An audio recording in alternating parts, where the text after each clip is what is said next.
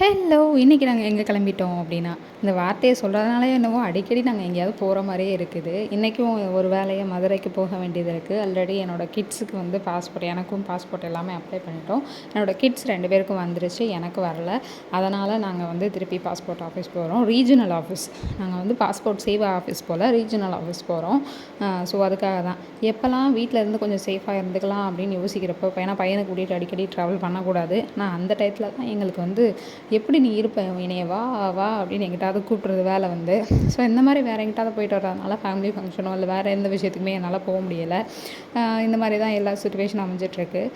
இது வந்து ஆக்சுவலாக இப்போ போட்டுட்ருக்க என்ஹெச் ரோட்டில் தான் போயிட்டுருக்கோம். என்னோடய ஹஸ்பண்ட் சொல்லுவார், நான் திருப்பி ரிட்டன் போயிட்டு வர்றப்போ ஃபாரின் போயிட்டு வர்றப்போ ஃபுல்லாக ரோடெல்லாம் கிளியராக இருக்கும், சூப்பராக பண்ணியிருப்பாங்க, அந்த ரோட்டில் தான் நான் திருப்பி வருவேன் போல் அப்படிம்பாரு.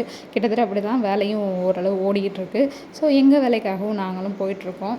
அண்ட் இந்த என்ஹெச் ரோடு வர்றதுனால நிறைய பேருக்கு அஃபெக்ட் ஆகிருக்குது. என்ன அப்படின்னா, நிறைய பேருக்கு பில்டிங்ஸு அவங்களோட ப்ளேஸ் இதெல்லாம் வந்து கொஞ்சம் அஃபெக்ட் ஆகிருக்கு. ஈவன் எங்களுக்குமே அஃபெக்ட் ஆக தான் செஞ்சுருக்கு.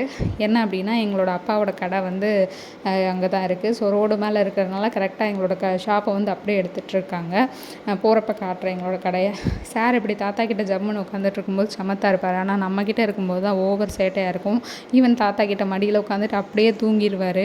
ஆனால் நம்மக்கிட்டனா தான் அவருக்கு எப்படி தெரியுமோ என்னவோ ரொம்ப சேட்டை செஞ்சுட்ருப்பார். இந்த மாதிரி சொன்னேன் இல்லையா, நிறைய பேரோட இடம்லாம் ஆக்கிரமிப்பாயிருக்கு அப்படின்ட்டு. பட் அதுக்கேற்ற மாதிரி ஃபண்ட் கொடுத்துருவாங்க. பட் அவங்க செலவழிச்சதுக்கான ஃபண்டு வந்து அவங்களுக்கு கிடைக்குமா அப்படிங்கிறது வந்து கொஞ்சம் டவுட்டு தான். எங்களுக்கும் அப்படி தான். எங்களோட கரெக்டாக எங்களோட ஷாப் மட்டும்தான் அந்த இடத்துல இருக்கும். மற்ற எல்லாமே காலி ஆகிடுச்சு. இதுதான் எங்கள் அப்பா பாவப்பட்டு பார்த்துட்ருப்பாங்க, எங்கள் ஷாப் மட்டும் இப்படி இருக்கே அப்படின்ட்டு. ஸோ அட்லாஸ்ட்டு மதுரைக்கு 10 வந்தாச்சு. குட்டி பையன், அப்பா, டிரைவர் எல்லாமே வெளியே போய் சாப்பிட சொல்லியாச்சு. அவங்க கார்லேயே தான் இருக்காங்க. ஏன்னா பையனை வச்சுட்டு வெளியே உட்காந்துருக்க முடியாது. நான் காலையில் சாப்பிடல. ஸோ ஆஃப்டர்நூன் மொத்தமாக சாப்பிட்டுக்கலான்னு 1 கொடுத்தாங்க. இந்த மாங்காய் பச்சடி, அப்பா இருந்த பசிக்கு அந்த மாங்காய் பச்சடி ஒரு டேஸ்ட் எனக்கு அவ்வளோ இருந்துச்சு. பசி தாங்கினால ஃபுல் மீல் தான் வச்சு சாப்பிட்டுட்டு இருந்தேன். ஓரளவு மத்தியானம் நல்லா திருப்தியாக சாப்பிட்டாச்சு. காலையில் டோக்கன் போட்டதுமே லேட் தான். என்னோடய டோக்கன் வந்து 11:06 தான் மார்க் பண்ணியிருந்தாங்க. ஸோ சாப்பிட்டுட்டு 2 அகைன் ஆஃபீஸ் வர சொல்லியிருந்தாங்க. ஸோ ஆஃபீஸ் வர சொல்லிவிட்டு போய் டோக்கன் வாங்கிட்டு, உங்களுக்கு இந்த ப்ராப்ளம் தான் இருக்குது, ஸோ இந்த ப்ராப்ளம்லாம் ரெக்டிஃபை பண்ணுங்கள், அதுக்கடுத்து நாங்கள் பாஸ்போர்ட் வந்து இது பண்ணிடுவோம் அப்படின்னு சொல்லி என்னோடய பாஸ்போர்ட் வந்து ஹோல்டில் வச்சுருந்தாங்க. ஸோ ஓகே அப்படின்னு சொல்லிவிட்டு நாங்கள் எங்களோட வேலையெல்லாம் முடிச்சுட்டு ரிட்டன் வந்தாச்சு. எப்படியோ ஒரு வழியாக பாஸ்போர்ட்டுக்கான ரீசன் வந்து இதுதான், கிடைக்காததுக்கு ரீசன் இதுதான் அப்படின்னு சொல்லிட்டு வந்தாச்சு. இடையிலையும் வந்து டீ பிரேக் எடுக்க ஆரம்பிச்சிட்டாங்க அப்பாவும் அவன் டிரைவரும். எனக்கு வந்து டீ பிடிக்கல, ஏன்னா அப்போ தான் கொஞ்சம் நேரத்துக்கு முன்னாடி சாப்பிட்டதுனால டீ வேண்டாம் அப்படின்னு சொல்லிட்டு உட்காந்துட்டு இருந்தேன். சார் வந்து அந்த டயத்தில் நல்லா தூங்கிட்டார்.